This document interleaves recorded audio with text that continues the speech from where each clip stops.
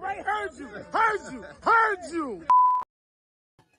Boom shaka laka. What's good? It's Saturday. You know the vibes. It's tea time. It's Big Fan Breezy. It's Who Run the City. We in the building. A shout out to everybody in the building. Kev, I see you. See JJ what's up, Jackson, y'all? we in here. Yeah, I mean, make sure you press that like button. You feel me? Like That's important. hit the like. Yeah. So listen, I know you eager to start. Yeah, I mean, so I'll let you talk your shit. Go ahead, man. Well, we'll start with is again. I was just looking at that clip where the show's about to start, and that time is about to come. It was me, T Time, Cav, Jay Fluky, Bill A. Spliff, JJ Jackson, Jimmy J1, Angelo Barry, Blue. Angelo Blue, Kaepernick Williams. I mean, it was a lot of us out there, man. And y'all look at us outside, y'all see the weather, y'all see what it is. I mean, what else we got to do? It's not like any of our teams is in the playoffs. It's like that, but not listen.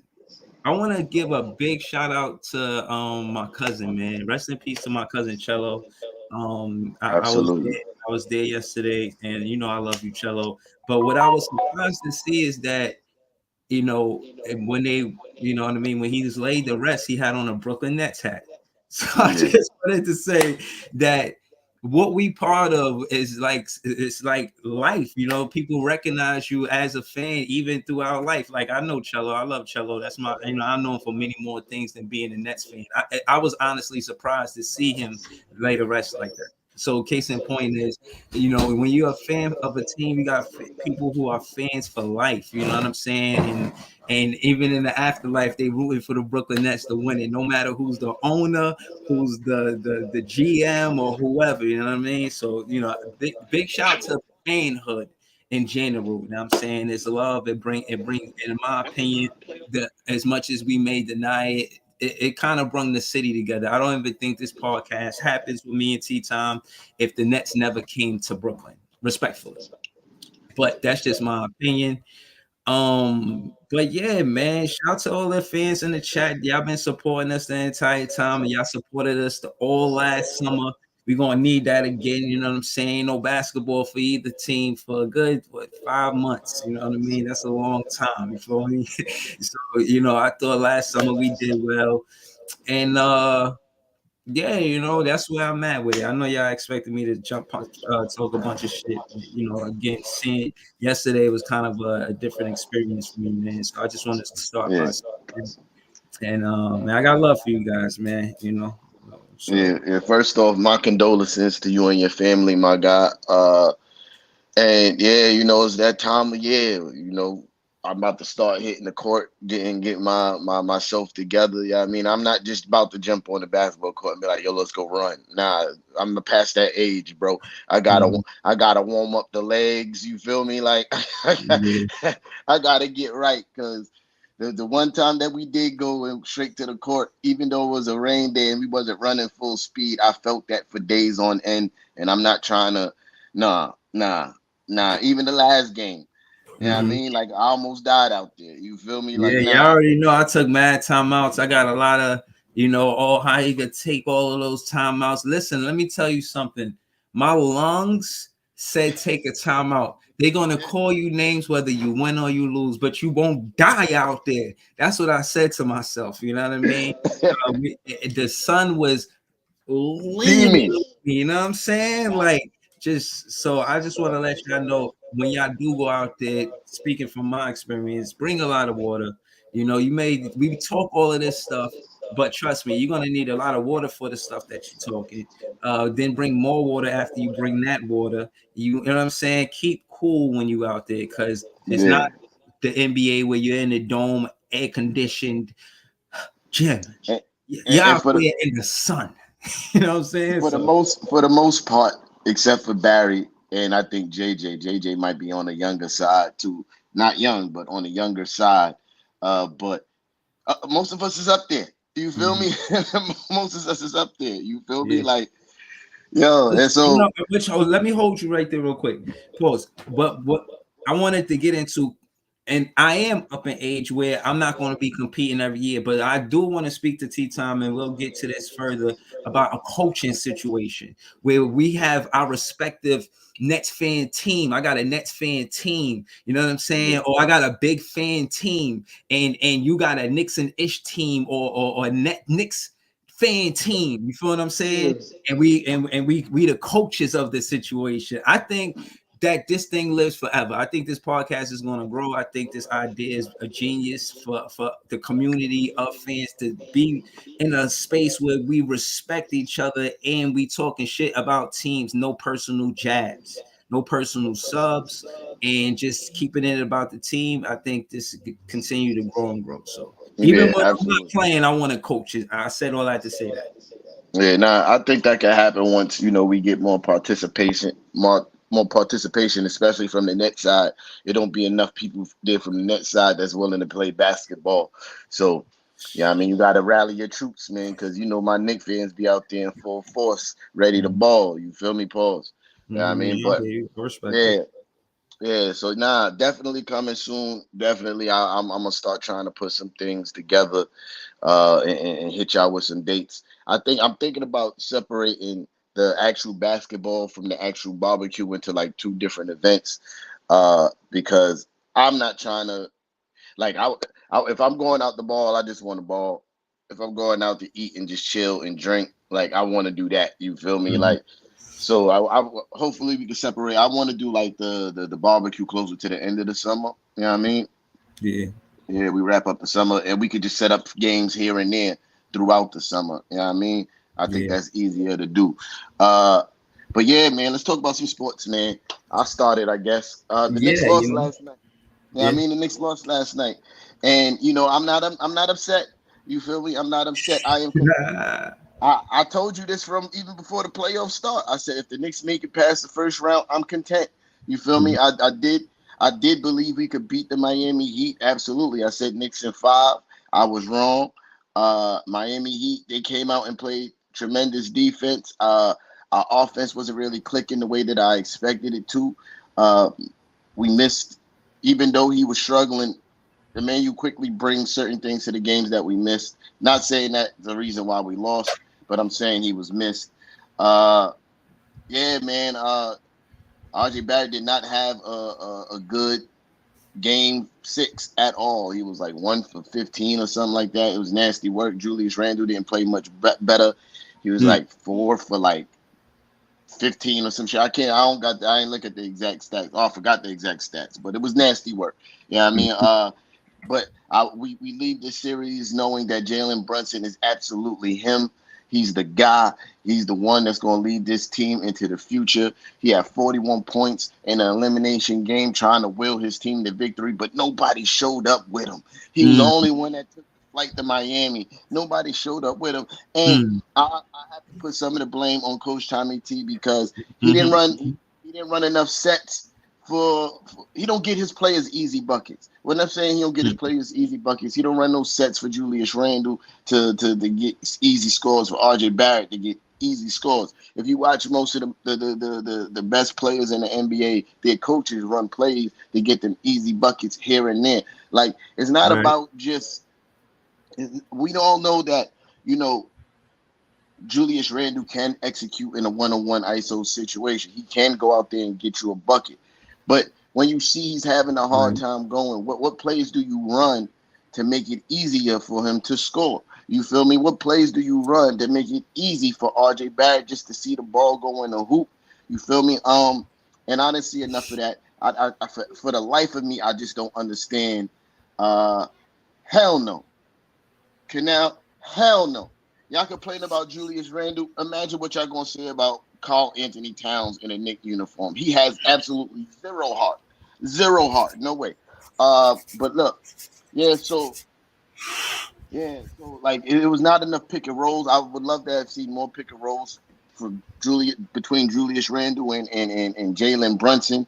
It didn't happen. Uh, and we lost, man. Shout out to the Miami Heat. They played a tough series, man. They played a tough series. We lost, and that's it. But tread lightly, net fan, because this worked for you on this side. Just know that.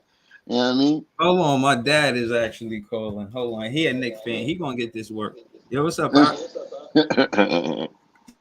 Yeah, man. But it was a You good want to get season this work, Pop? overall. Do you want to get this work right now? I'm on the podcast right now, and you my Pop, and I love you, but I know if you calling me about anything but about basketball, Pop, don't let me Ain't do no it. ain't no work, man. Ain't nobody worried about you, bro. All right, all right. Nah, yeah, my pop didn't want no smoke, you know what I'm saying? Shout out to my Mm, dad, you know what I mean? But he didn't want to talk no basketball with me, not right now. He didn't want to get on the speakerphone and nothing. He said, yeah. no, son, it's fine. I'll call me back after the podcast done.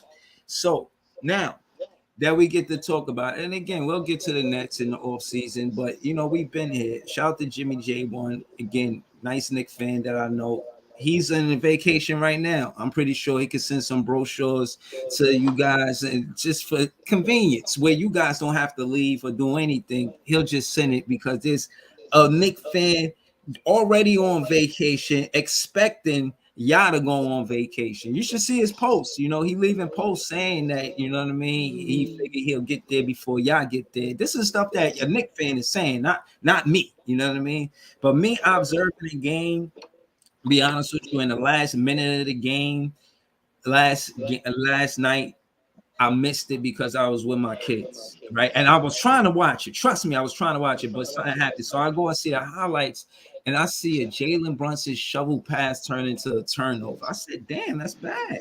You know what I mean? Because he knew all game he ain't had nobody to pass it to. Why you think you're going to be able to pass it to him now? Jalen Brunson is everything that Nick fans said he was going to be. Surprised some Nets fans, not me. I figured because his pops was on the team as an assistant coach, he was going to play big. I didn't know that he was going to separate between the 1 and 2 guy on the Knicks. Now, my point is that Randall wasn't a close number 2. The more Brunson played in the playoffs, the more he created that gap between 1 and 2 guy.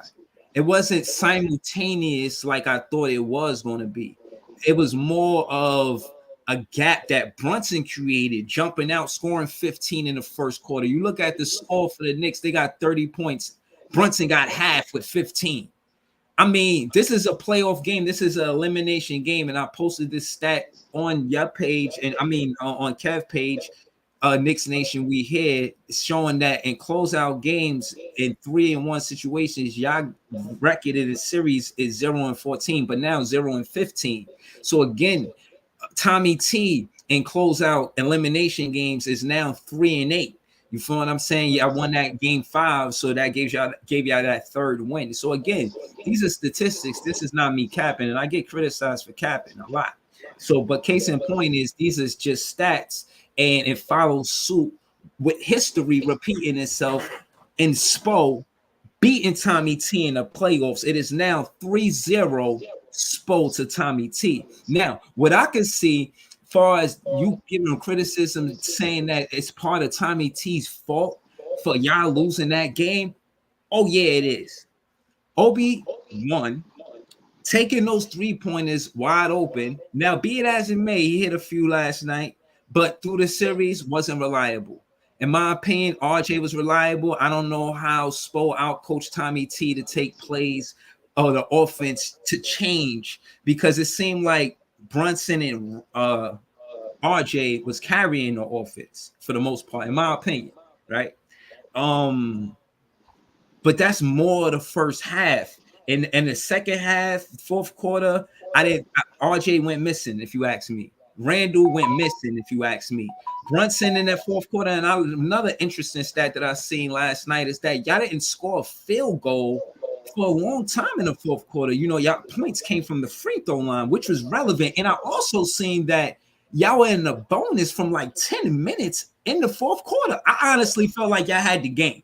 Once I seen that, I feel like y'all was going to win. No ifs, ands, and buts about it. But when y'all couldn't combine like free throws or score the ball, y'all were only getting free throw points, I said they might be in trouble. But again, you know, I get criticism because I'm hating on the Knicks, but I'm not. I'm just calling it how I see it. And at the end of the day, I blame Randall too. I blame Randall and my thing is with Tommy T and blaming Randall is like you said, there's no easy place for them to score the ball. You know, I see Randall, he scored, but it'd be some hard effort. You know what I'm saying? To score the ball. And I seen him score the ball. It was like 23 seconds went off the shot clock and he scored the ball. And it was like 1 second. And I was just like, yeah, he's playing great. But for you to have to take 24 seconds to score the ball, that's credited to Miami's defense. And I just ultimately think y'all lost that because the rebounding factor too. The same thing that Mitch Robinson did to the Cleveland Cavaliers, he did not do to the Miami. I apologize for saying that Bam Adebayo is not an all-star because he whooped Mitch Robinson ass. And as much as Brunson won the matchup with Gabe Vincent showed up. He showed up to play in those playoffs.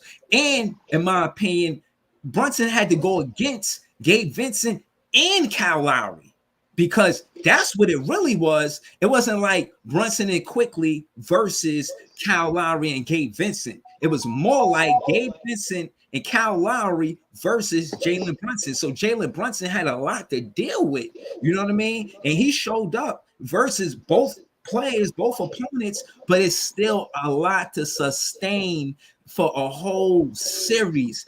Jalen Brunson played 48 minutes in game 5. He's y'all guy. Y'all will never get me saying nothing bad about him, about JB. Y'all got it. But as you can see, it cannot just rest on his shoulders. I do not see the Knicks going into playoffs confident. Going into the offseason confident, thinking that they could run it back without making any tweaks or adjustments to this said roster. That's how I feel. All right. First and foremost, listen, don't worry about the coach Tommy T and Spo shit because 2 of those years that Spo beat Tommy T, he had LeBron James, Dwayne Wade, and Chris Bosh, and Ray Allen, and Shane Battier, and Rashard Lewis. Like it, bruh, like 2 of those years, Spo didn't have to be a good coach to beat Coach Tommy T because he had all the best players. So let's take that into consideration. You feel me? Like 2 of those years, that super team won championships. So let's take that in consideration, right? So yeah, Coach Tommy T got a losing record versus Spo, but yeah, your coach got a losing record, period. He's never won a game in the playoffs, period. You gotta make this about Jack Vaughn. Because what you like to say? What's the name of the show? Knicks versus Nets. Who won this? That's what you like to say. So yeah, you got it to this out. Go ahead, you got it. I'm gonna make the comparison. You feel me? Yeah, your coach has never won a playoff game. You know what I mean? This year included. So yeah. So just be mindful when you talk. I could talk crazy about Coach Tommy T. You can't. Just be mindful, bro. You know what I mean? So yeah. Jalen Brunson's absolutely him. He's the guy. But even still in that, I feel like, and even in certain games, like I forgot what game it was. Was it game 5? Game 5, Quentin Grimes was hitting threes, and we didn't run no more plays to get him some easy 3-point shots. You feel me? Like, it's stuff like that that kind of irks me and grinds my gears. And even in this game, you mentioned that Jalen Brunson played 48 minutes in game 5. He should have played 48 minutes in game 6 because as soon as we took Jalen Brunson out the game, that's when we lost the lead. And my thing is this. Mm-hmm. If you can't rest him trying to strategize for tomorrow, because if we don't win, there is no tomorrow. You know what I mean? Like, so yes, Jalen Brunson, you're going to play 48 minutes again tonight. And if game 7, if we don't look like we have a sizable control on the game, you're going to play 48 minutes that game because the goal is to move to the next point. But moving forward, I do think some changes are going to happen. I don't know who's going to be out of here, but if somebody's going to be out of here. No doubt. I think it's probably going to be Obi, because we could pair Obi. I know Evan, like Evans' contract is a huge trade piece because of the size of the contract. Uh, so Obi, I can see Obi and Evan and some picks to bring in, a formidable role player. You know what I mean? Like a formidable role player, somebody else to come and for Knicks fans thinking that Julius Randle's going to get traded, he's not. He's not. And you guys are be stupid to think so. I think y'all even ridiculous to even ask for it because that guy is uh, on the Knicks, two-time third All NBA player, two-time NBA All Star, and a large part of the reason why the Knicks have been to the playoffs these last 2 out of the last 3 years after an 8-year drought. Yeah, he's not going anywhere. And in my opinion, he shouldn't go anywhere. He wants to be here in New York. He shows up every night, whether it's good or bad. And I think he give the great effort most nights. The playoffs just wasn't it wasn't what it's supposed to be for Julius Randle. I'm not making no excuses for him because even I'll never make injury excuses for anybody. But I do think twisting his ankle 2 times in 1 month might have something to do with it. But still, he has to be better. You feel me? He has to be better. And I even criticized him on, I forgot what game it was, game 4, on his defensive effort. It was horrible. You know what I mean? It was horrible. Yeah, that was nasty work, Barry. That is true. That did happen. That was nasty work. I do not condone that kind of shit because, and then this is why you look. And this is why I didn't see that. Damn, they really did that? I was literally staring. Me and Kev literally walked past it while it was like starting to happen, and I'm like, yo, we out of here, man. These niggas is bugging, man. Like, sorry for the language, they bugging. It's disrespectful, and other players around the league see this. You feel me? Other players around the league see this kind of stuff, and they be like, why don't superstars want to come to the Knicks? You have a guy who's taking this franchise, or helped take this franchise to 2 playoff appearances in the last 3 years. 2 playoff appearances in the last 3 years. All-Star 2 years. Gave y'all 20, 10, and 5 in the regular season. And even though his postseason as a whole wasn't great, he still showed game one of the Cavaliers series. He showed up big in that first quarter after twisting his ankle and only sitting out for 2 weeks. If it was even a whole full 2 weeks, and that's usually an injury guys sit out a month to 6 weeks with. Showed out, had a huge first half, 16 points in the first half on a bum ankle, and we win that game 1, largely because of Julius Randle's effort, right? Then game 5, was it? Game 5, I think he had a good game in game 5. I think he dropped 25 points in game 5 against the Cavaliers to help send them home. Game 2, after going down 0-1 against the Heat, Julius Randle shows that game to tie the series at 1-1. You know what I mean? Like, granted, his whole playoff stint as a whole was a not a success, but he showed up in spurts this postseason. He has to be better. You know what I mean? If he wants to be the number 2 to Jalen Brunson, he has to be better. He has to show up. I see you kind of waver away when I say that he wasn't a close 2. You disagree? You think he's right there next to Jalen Brunson, or is there a gap? I think there's a gap between that 1 and 2. I think Julius Randle is the number 2. I think he had a bad postseason. And people talk about Julius Randle like he has a long history of bad post. This is only his second postseason, bro. 2. We're not talking about like somebody like you go, James Harden is known for not being good in the postseason. You know why you could say that? Because he's been in the postseason 10 plus years. You know, you like that's the every season in his career, he never missed the postseason. So like that's where you could be like, yeah, he has a history. Like even when people try to say Donovan Mitchell sometimes shrinks when the moment gets big. That's because he got 5 plus years of playoff experience. You feel me? Where you can draw that conclusion from. But two postseasons, I think that's too early. Like next year, if he stinks it up next year in the postseason, that's when you can start being like, all right, now this is a trend. You feel On me?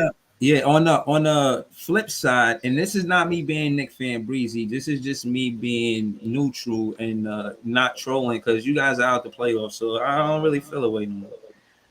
I don't put a lot of onus on Randall when I look at the statistics of OB1. And that's because Tommy T missed by not making him more impactful towards winning. And the reason why I say that is two reasons. The one game that he got big minutes, which was 31 minutes, and OB1 is who I'm discussing, he had shot 7 for what was it? I was just looking at it. He shot 7 for 15. Now that's 46% from the field, but he shot out of 15 of those field goals. He shot 11 of those 3-pointers. Now, in my opinion, OB1 should never be taking 11 3-pointers a game. That's just my opinion as a Nets fan. But that being said, I'm gonna tell you why I say that. I think he's more on the athletic side, and you need a guy like him to put pressure on the rim, attack the opponent bigs to put them in foul trouble, and you do that in a great way with an OB1. Trying to make him shoot a bunch of 3-pointers and making him a 3-point threat is what T Tom said in a different episode about forcing a square in a circle. You know what I mean? You don't have to do that. You playing this player you're not working towards his skill set. That being said, I think that's part of the reason why Randall got injured. You overplayed him, knowing that y'all had the 5th seed. Once y'all figured that part out, he should have been resting, in my opinion. Now, again, I'll say this: he played 77. Randall is who I'm talking about. He played 77 games out of 82 games. He's shy of an Iron Man. That's impressive on any level, especially when you put his numbers next to it. And that being said, the circle he's in with who has those same numbers, he might have more games than them with 77 out of 82. So again, Tommy T is at fault because he should have played OB1 more minutes and had him playing pressure on the rim instead of only playing him when you feel you need to, when Randall is on his last leg, because you know what I mean? He tired. You know what I'm saying? His body is tired. For a man to play 77 games and play X amount of minutes. Now, you know this answer, T-Time. I don't know how many minutes Randall played per game. For him to play, but I know he's a starter.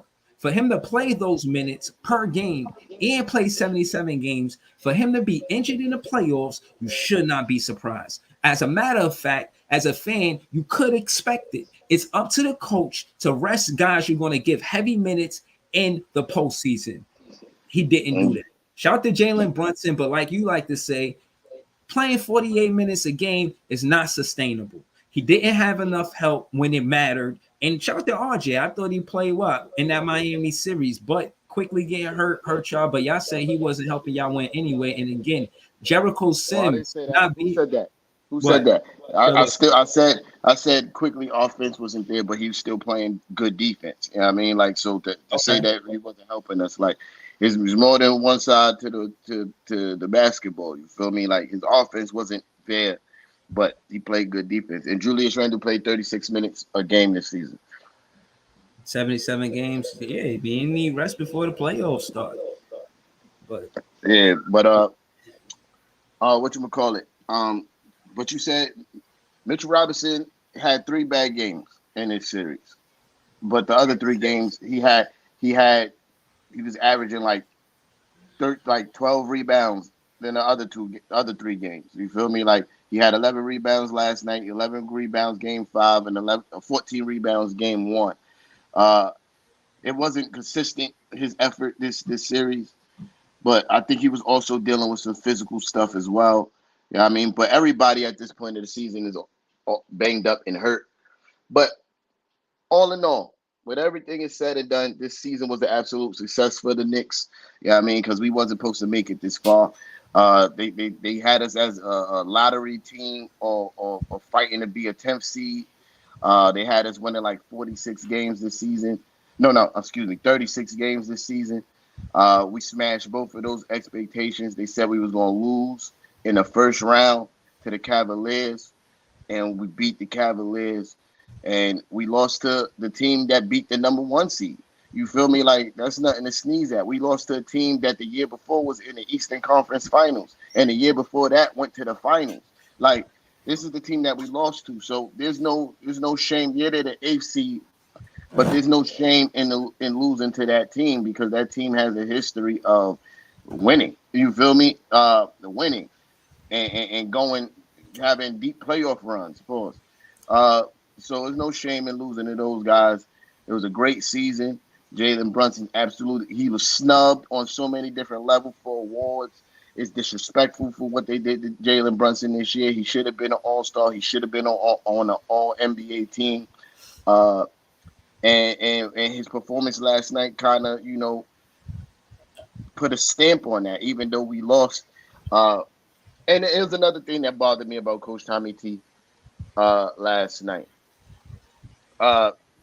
Close game. I think we down by 2 or 3 at the time.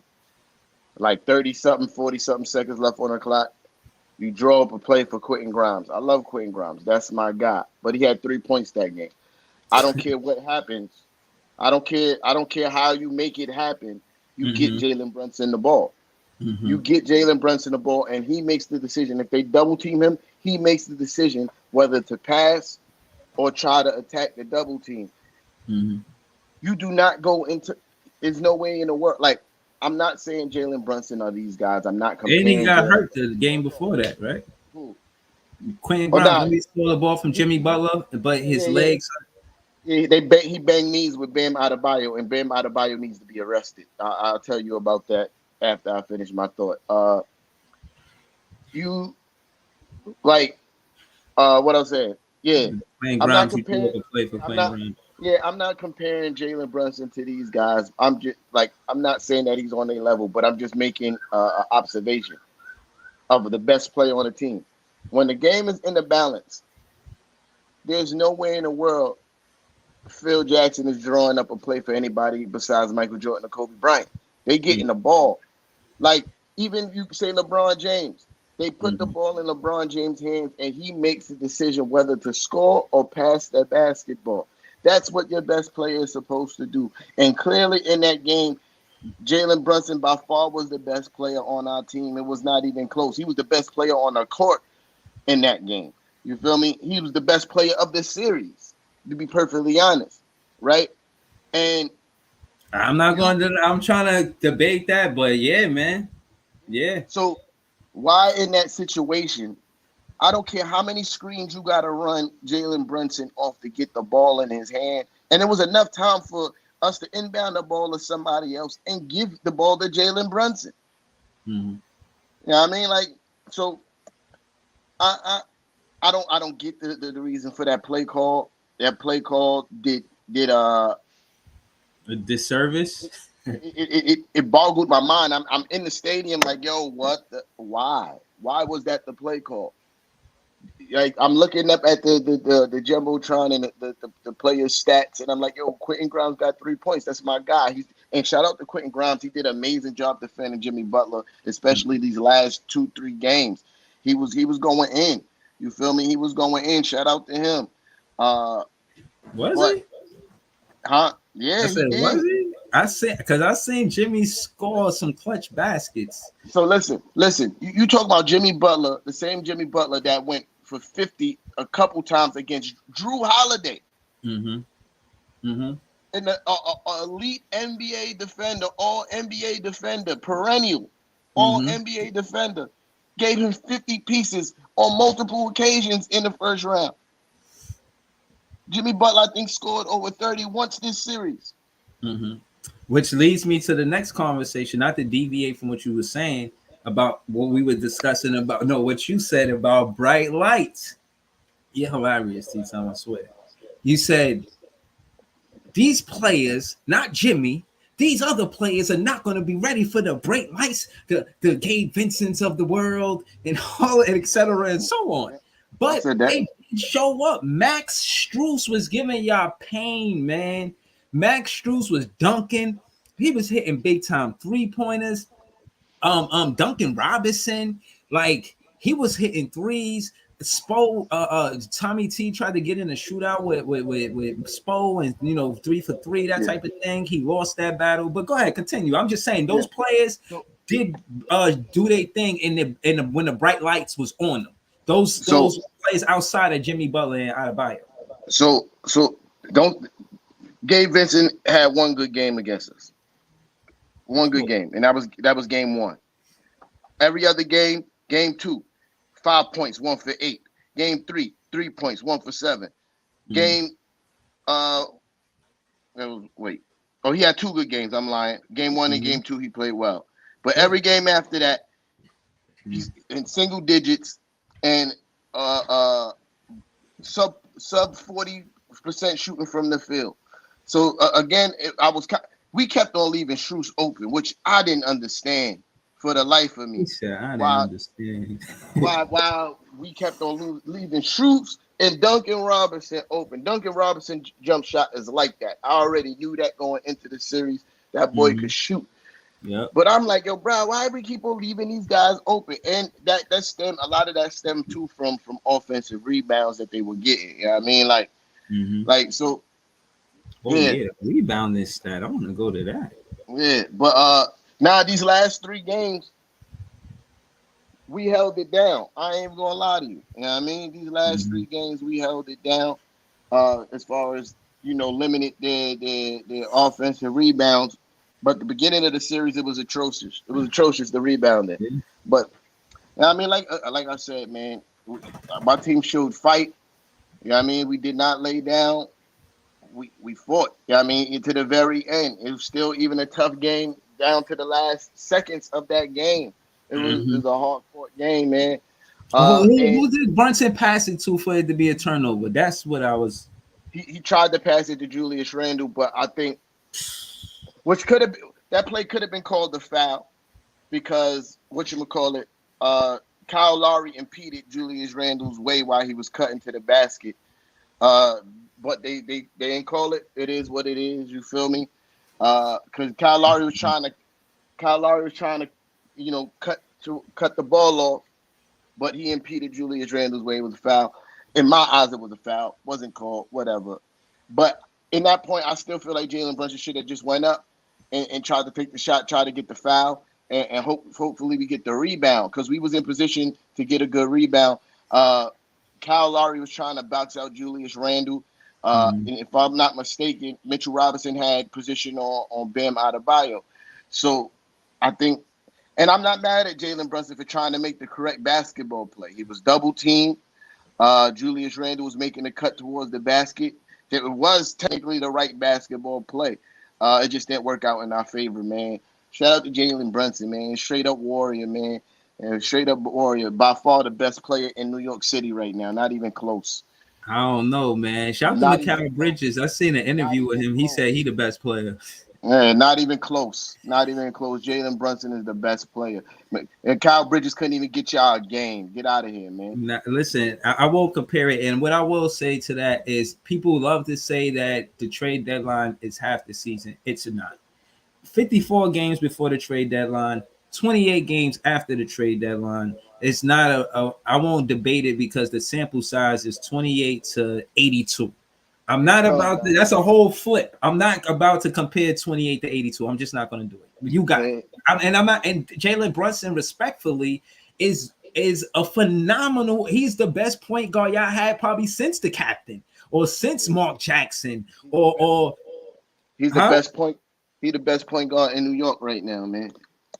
No, I'm not going to say that Spencer Dinwiddie is playing like Jalen Brunson. You will not get me to debate this. I'm not. Just certain debates I just won't It have. ain't no debate. It wasn't Yeah, meant for debate. no, I'm speaking facts. What you yeah, talking no. about? That ain't Listen, meant for yeah, debate. no. I will letting you know that you're not going to get a tug of war out of me when it come down to Jalen Brunson being the best point guard in the city right now. But that being said, now Best I point guard like and best player. You know what I mean? So yeah, that. just Okay, for this season, yes, I won't even debate it. But going forward, I do see both. teams in the city being playoff teams from now on. Is that a stretch? Or Yes. I don't know, man. Because look, It depends on what y'all do in the off season, and right? it strictly depends on what y'all doing. I feel like if the Knicks run this team back, we at very least gonna be a playoff team again next year. But Mhm. if y'all run your team back as is, y'all not making the playoffs. Now, first off, we not running it as it is. We changed the coaching staff, which was Nash's coaching staff. So they fired Nash, but the assistant coaches they let them stay. You know, coaching Tom, no, Coach Jacques Vaughn didn't have his whole new coaching staff come in with him when he, went from interim coach to head coach. It was just him as the head coach and those assistant coaches that was part of Nash team, they stayed. And you could see that in the offense. And I contrasted Jacques Vaughn to Nash many times.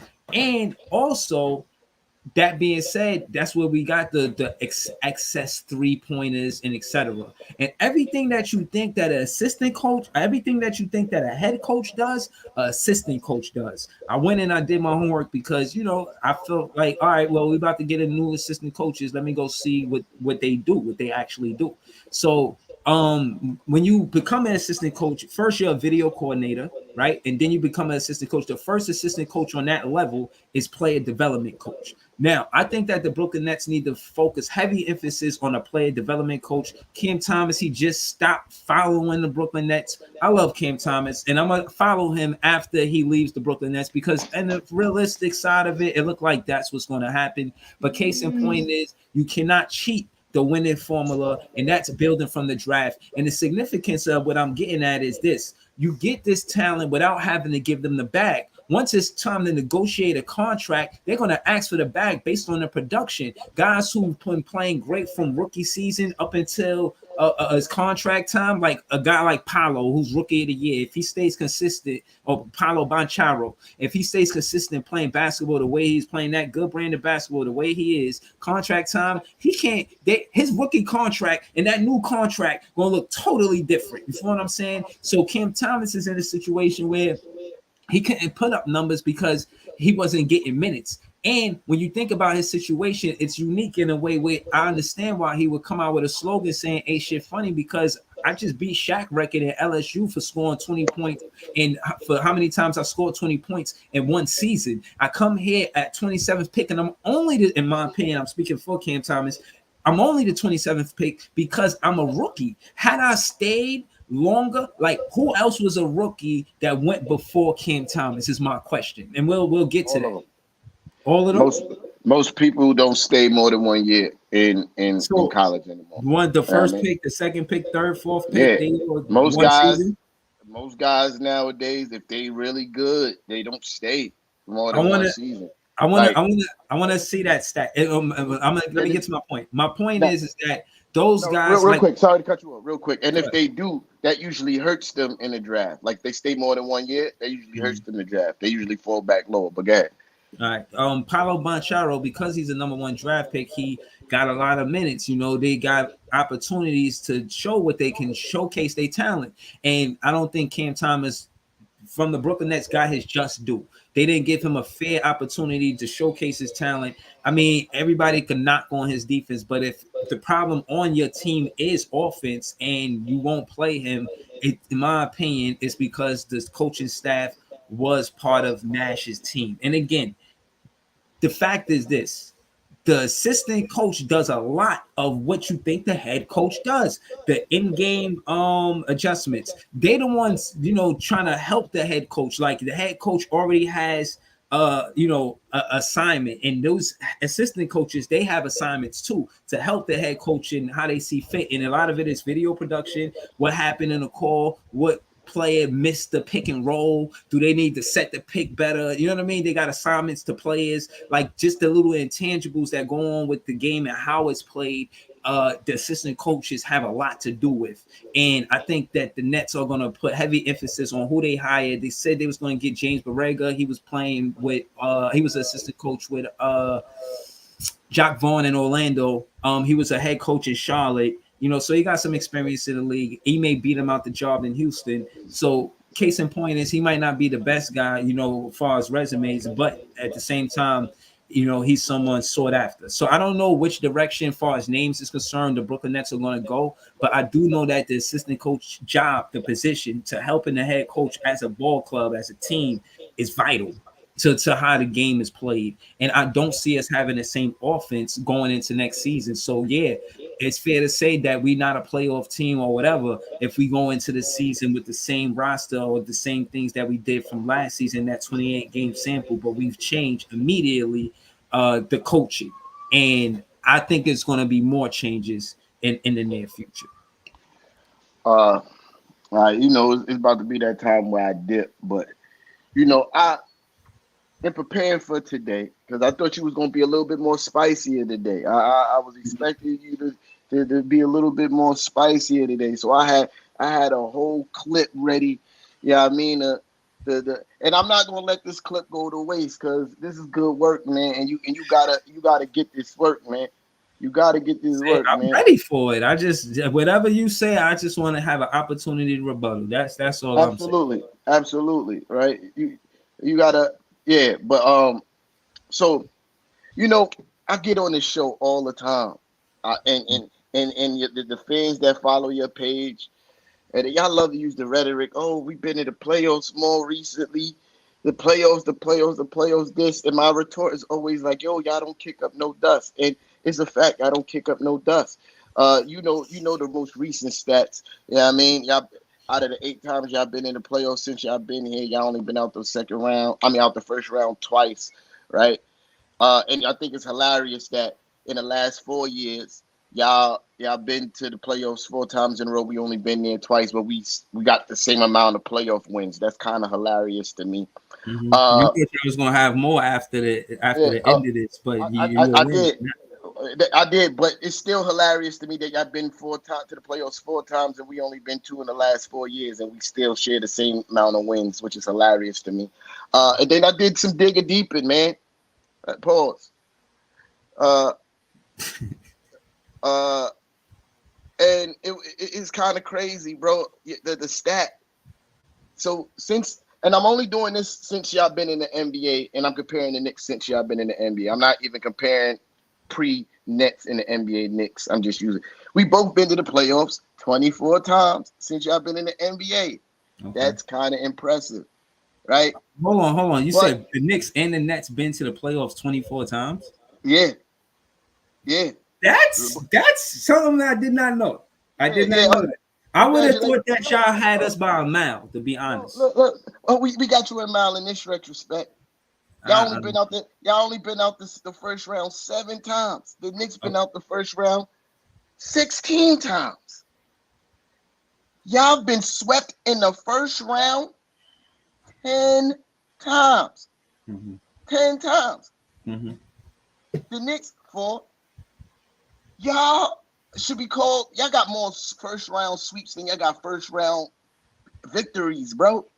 That's nasty work. Y'all should call yourself the Brooklyn Dust Bunnies, because all y'all do is get swept in the first round. Nasty work. I never want to hear you talk to me about playoffs ever again, because y'all don't kick up no dust. Y'all are the dust. Y'all get swept. That's what happens to Brooklyn Nets. And then you even go look like going past the second round. Y'all only been past the second round twice in the whole entirety of your career in the NBA. Okay. Knicks 4 times. You feel me?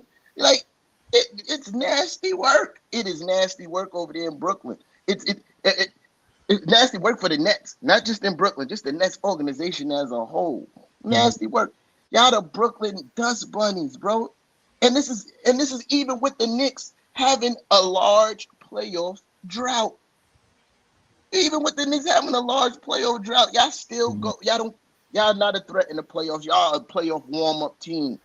Mm-hmm. Y'all warm-ups in the playoffs. They be like, oh, we got the Nets. They start high-fiving because they know it's a victory. They know if they advance into the next round when they play the Brooklyn Nets. Oh, we go to the next round. We got the Nets. We're going to sweep these guys.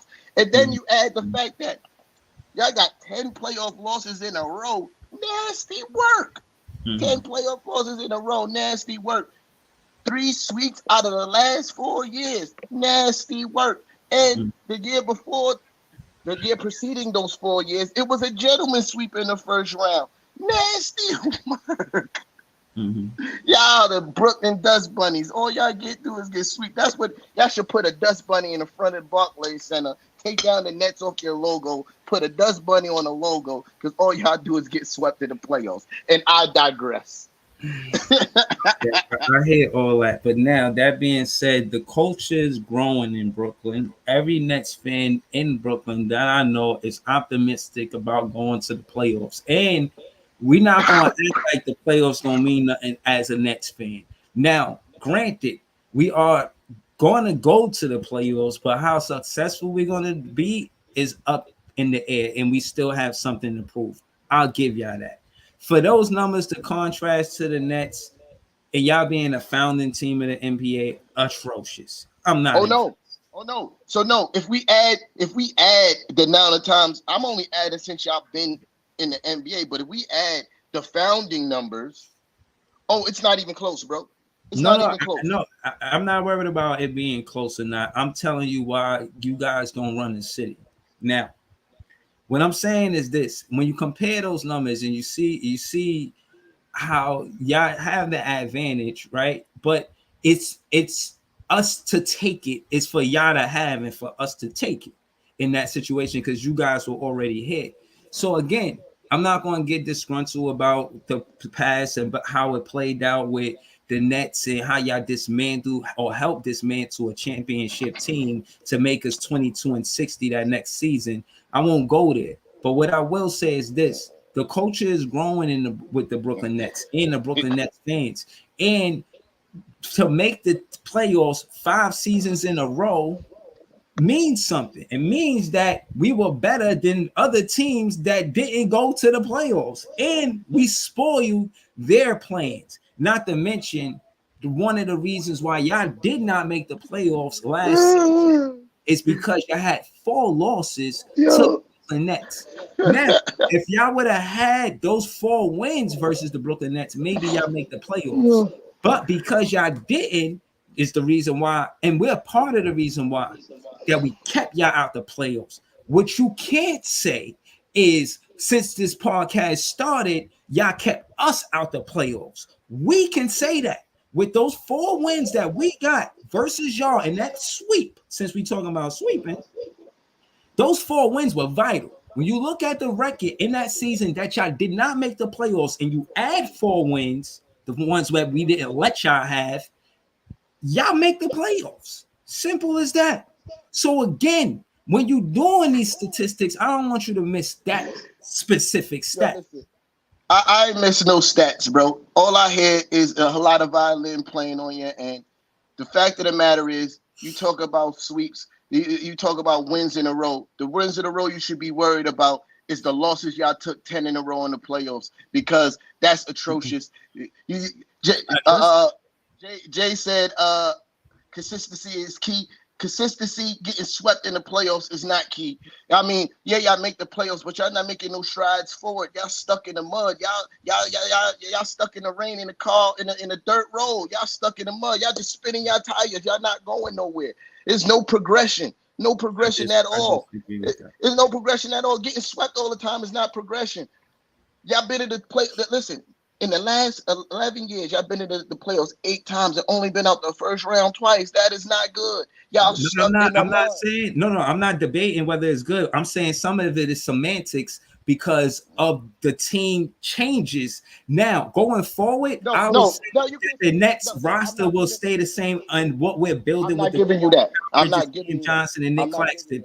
And case in point is no team, even the Lakers, with them adding those pieces, can say that they went through what the Nets went through because they kept LeBron and AD. If we would have been the same as the Lakers roster-wise, we would have been able to keep Kyrie, KD, and add 4 more pieces. So again, Nets fans don't feel like we're not progressing. We feel like now that we got a core and we went through all of those that is nasty work relations with the players, the front office, and all of that for us to do Yeah, what we did and end up with the team that we have now and going forward, the window of opportunity for us to be a winning ball that's club, nasty work. we won a trade, and on top of us winning the trade, and we didn't even get to that. I'll get to that another time because you say you're about to dip. Yeah.